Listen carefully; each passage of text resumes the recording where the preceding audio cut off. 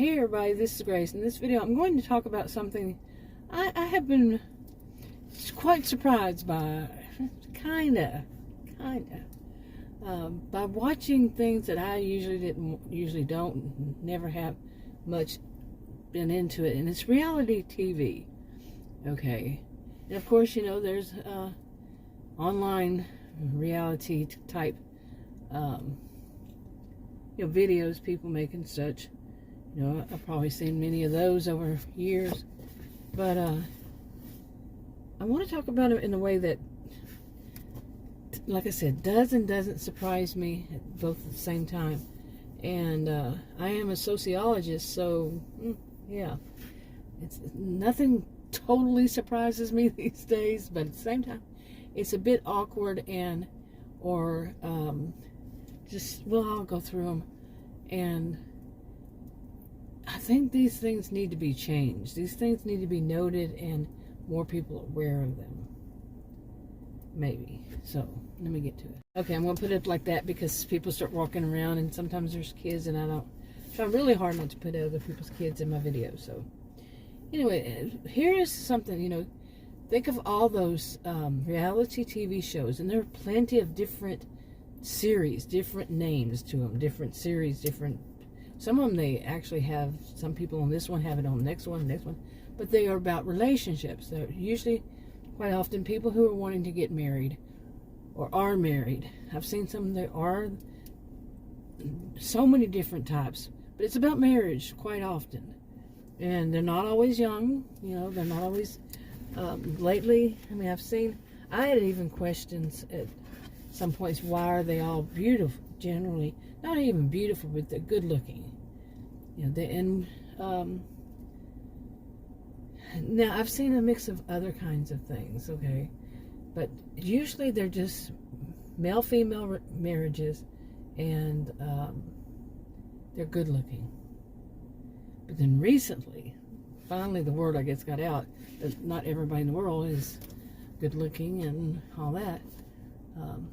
I got married when I was 18. That was a long time ago, and to Adam, and I think it was when we were, I got married at 18. I was 18. He's older, and let's see, I think it wasn't until, you just didn't see, we only had 3 channels, 3 TV channels. We didn't have internet like you see it. I had my first computer in 1982, but it was nothing. I was one of those original people who are doing the social media and stuff like that. So these days with these young ones, younger ones, even the older ones, social media can play a role into it too. Some of these, but overall, these are ones that I've seen on my TV, but they're not like they were back then. How do I put this? Like went from, you can watch them now on a totally, it's not on a TV channel, it's not on a cable channel, it's on, what do you even call these, streaming or something like that, you know what I'm saying? Whatever the term's going to be today for it. Anyway, relationships issue. Let's get back to that. Okay, and while I'm watching, I go through stages of watching them for a little while, and I say, oh, can't watch this anymore. or I might do the thing of watching one series, like they can have several series, and just watching, however many days, weeks, whatever it takes me to watch the whole series. But some of the things I noticed, that was usually in these relationship marriage ones, especially. Not all marriage, looking to be married, most of them, but they usually have 5 couples. No matter which one it is, no matter which series, different names, different titles, different people, all that. Not always, but yeah, about 5 couples. And quite often, like I was saying, quite often they're young. Okay, like the women are quite often in their 20s. Some of them, the series, are in their 30s. But usually that's where it goes, 20s and 30s. Okay, but they have exceptions. Now, let me see. Now, some of the things that I have noticed is the lack of compromise. None of it is all of them. Okay, one size, it's not, no. different, different. It's not all women, it's not all men who do these things. But some of them, they just don't, the other partner actually puts out there, we need to compromise on this. And they will not compromise. That they will do the ones who do this, all of them, they're master manipulators, really. I do videos on one of my channels on people who are narcissistic, histrionic, cluster B kind of personalities, and they are very manipulative. Well, they have some that will not compromise, but they can manipulate their way around a compromise to where they turn it around. They're really masterful at this. Master manipulators. They turn it around on the person who's asking for the compromise. They make them totally give up and say, "Without you're not compromising," and then they're still getting their way. It still winds up the same as when they started off. They're still getting their way. Those never last. But some of it says, okay, I wrote some notes here. So I put, don't expect it to be all your way. And some of them do. Some of them, they actually like, say it's, all the women know one another, not before, but during whatever process, they like to use that word, to go in this marriage thing and all this. And they become chummy with one another, or all the men, or both, whatever. And they gang up on somebody, whatever is the situation. And they take up for the one person who they really don't know behind the scenes what's going on is that they want it their way, and they believe it has to be their way. They're some kind of princess or a prince, and it has to be their way. And that's what's going on behind the scenes. But they're really master manipulators, and the person that's in the relationship with them is the one who's being done wrong. Because that person's saying, no, it's not all your way. Who are you, to think that everything has to be your way or the highway. And that mentality will show up sometime. Okay, so I wrote, don't expect it to be your way in things like marriage, work, family, friends. They, in every aspect, they may even have people who are going to take up for them in all of these. Or they think that in every situation that involves one of these things, they have their way first. Now, some people can see that. They may have been raised and told, always respect yourself, always, never change everything about you because of somebody else. Be who you are. What you want to do is important. Some people were taught, and even say in these, first is God, comes first, then it's yourself, and then it's your spouse. And that's the order of things for each individual.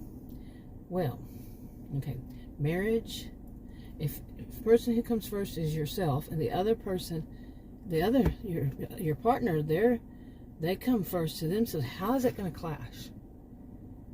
Okay, if you think, if they take it, and they do, take it to some extreme that whatever they want, that's what it is. Individually, they say they want this, they think this way, they're number one to themselves, and they don't have to compromise because that's what they want.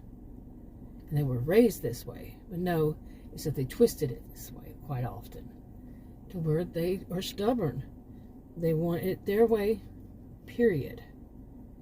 Okay. And I'm looking at my notes again. And I wrote, some just quit if it's not their way totally. They just, some of them would just sit there and just say, just find some way to say, no, this is not working for me. And it's not working for them, because to them, they are the one and the only. Okay? Do they even think, well, if my partner, my husband, my wife, whatever it is, thinks that they're number one and what they want comes first because they're number one to themselves, that this is not going to work at all, period. You have to compromise. You can't have everything your way if it goes against what the other person would have to sacrifice so you could have everything your way. That's not going to work. So in a way, them saying, I'm not going to get my way, totally, so this is just wrong. They have that mentality. Are they ever going to find somebody that is going to let them have their way totally? And is it right to do so? No, it's not.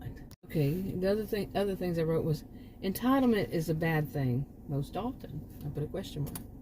Now, people, I think many people have heard, this whole thing of entitlement. I'm entitled to life, liberty, and the pursuit of happiness, this kind of thing. But I've just basically kind of went through all this for one to feel they're entitled to everything, and the other is not. The other has to respect what they feel they're entitled to. But there's so much more to entitlement for one video. There's way too much. I also wrote no king and or queen in a relationship, or the princess or the prince or the diva or the on and on. Why would anybody even think, but some do, that I'm his queen and he has to do this and he has to mind me? Whoa, really? There it goes. Some people come in, they turn around right here, the end of the street, and they go into the road, the other road, turn around, do a U-turn right in the real road. It's weird. Anyway, let's see. Okay, I also put no demands and or attempts to control everything and everyone. Okay. Anyway, now these are my views. I'm not giving anybody any advice and nothing like that. Nothing along that line, just my views. Like people say, for entertainment purposes only. But anyway, so I'm sitting there and watching. Like I said, I got married when I was 18 and I'm 59. Okay. Oh, there was a lot of rough times, you can bet. Especially since he and I, this is sad, this is wrong, it should not be the case. We're from different ethnic groups. He grew up in a country across the globe. I grew up in Texas, born and raised. And people can be so prejudiced. The stages he and I went through with how people treated either one of us or both at the same time over all these years, you wouldn't believe. But over 40 years. But am I an expert at relationships? No. Okay. Because no two relationships are the same. No two people are the same. No two situations are the same. But my opinion on some of these things, like I just went through, this is the lack of compromise. Yeah. I've seen people, I've known people, they really do believe they don't have to compromise. And that they can, some people can be adults who are throwing temper tantrums. I mean, seriously. They're throwing adult temper tantrums to get their way. I've seen the adults do the thing of their bottom lip pout, because they're not getting their way, and they make that noise. Actually do that. Actually do it. Like to their significant other, spouse, whatever. And I'm witnessing it, and I'm like, whoa. Somebody in their 40s, and I've seen people in many ages that really, they don't want to compromise. They want everything to be about themselves, and they're so manipulative, and they don't care. But anyway, okay. And also that whole thing about thinking the other person's going to mind them, like there's some king, queen, whatever it is. I'm serious. I sat there and watched, and I was like, am I going to see anything good? I mean, am I going to see people who are willing to compromise, willing to talk their way, communicate, and not hold a grudge, not to throw a temper tantrum, but seriously, behave as an adult and say, okay, we come to this crossroad here, and let's go through and discuss it. And I don't know what this thing is that they call it, a reset. I mean, like I said, there are many of these, and it just seems to be across the board. They call it a reset. I cannot recall ever in my life having a reset, because my generation may have called the same thing. I could be wrong, as a clean slate. You never have a clean slate. You know, and so this reset thing, if it's anything like that, I actually do get what they call it, what they're saying with this reset thing, you know. But no, the stuff is still there. You know, like a chalkboard, there's still a little bit of chalk on there, powder, you know. And okay, those are. I was a little distracted because somebody backed that person that did the U right there, U-turn. They were sitting over there, and then they backed up, and then they backed up again off the road from the other side of the road, from the wrong side of the road, backed up, and they got real close to my car. So I looked over when they drove past me, and they were using an old-fashioned map. Yeah, you're going to be confused out here with a map. Yeah, they do that purposely, but they don't have a GPS apparently. But anyway. I mean, I'm going to continue. Well, I decided after that one, I don't want to watch anymore right now because, yeah, I tried, but is it all going to be the same? And there's this other thing that bothers Adam, okay? And I have never heard him say some of the things he said lately, but he said he gave me a little long discussion about it yesterday because he had said it before, and he said he used the word disgust. So yesterday I mentioned it to him again, and he went into more detail about, he just basically, like as if he's a somebody on a lecture, giving a lecture to people, not a punishment kind of lecture, but a group, like in a classroom or something, and talking about a certain subject. He did that on the word disgusting. What was he disgusted by? And this just surprised me, but he's older than I, like I said. He was the way that too many of the women show off their breasts. Seriously, that just gets right down to it. I'm not usually that way either, to get right down to it and say, But he's disgusted by that. He said he thinks there are a lot of histrionics, and they are just they don't have enough respect for themselves. Is how he sees it, for them to do such that. And I really, I remember working at a job years ago, and I've told this story before, and it was one of those revolving door jobs, is what I've always called them. People are only there for like right under 90 days, yeah. And there was a woman there. She was probably what my age is now, but this was like, say 15 years ago or so, and maybe even 20. But there was a really young, they had 3 supervisors, I think, or so, or maybe more, managers, supervisors, whatever.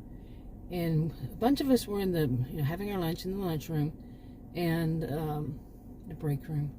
And this one manager come up to this woman that was around my age, what I am now. She was then. And the manager, she was young. She had her shirt really cut really low, a V, in front. And that woman who was my age was her, that was her manager. And she looked at her. She says, "I don't want to see this." I'm going to paraphrase because I don't remember exactly how she put it. But she basically said, "I don't want to see this.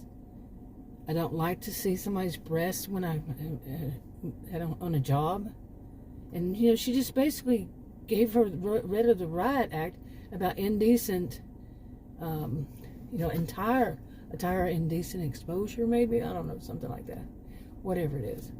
And I mean, I remember that there used to be, if not still, public what is the term I am looking for? You just can't dress any way you want in public. And on jobs, if you dress a certain way, male or female, where it's too suggestive, it can, for some, be seen as sexual harassment. Okay? Yeah, in some situations. I mean, I have seen one, it would have been one woman. Oh my gosh, you wouldn't believe. I was at a management position, and the whole crew, male and female, came to me complaining about her. So I complained about her to the managers, to the management, and they told me if I couldn't get along with her, we both lost our job. Really? That was very wrong. And I could have taken that way far. Especially what it was, the job. Yikes. But the rest of the people, they may have. Because I did what I had to do. And that was what I had to do. But anyway, you see what I'm saying? Okay, but anyway, I personally see it the same way. I mean, I don't see why anybody, and I know some people, they look at it in a different way. I can give both sides. I can do that. I can give alternatives. I'm a sociologist, master's degree in sociology, taught at college and university. I can give alternatives like you wouldn't believe. Alternative views, alternative whatever, of how people look at it. But seriously, I can see how he sees it. That they're not having respect for themselves. If they're objectifying themselves, if they're putting themselves to the point where the world is seeing their breasts. And one of them, seriously, I was like, whoa, that is way. But you could see her whole breast, except for, I'm not even going to say the word. But, and that was just, whoa. And then another one, oh my goodness, it was on a totally different show. But this was not the top, this was the bottom. Now, I don't want to come off standing like a prude, but that's not what I'm watching these shows for. And I know some people are, but basically the bottom, what she was wearing was, I tried to figure out what most people would know what the size is, but the only thing I could come up with is a cigarette pack. The size of a cigarette pack and strings. And that's all she was wearing on the bottom. You get the gist. About the size of a cigarette pack, okay? She was a large woman. And that does make a difference. The size of the person does make a difference.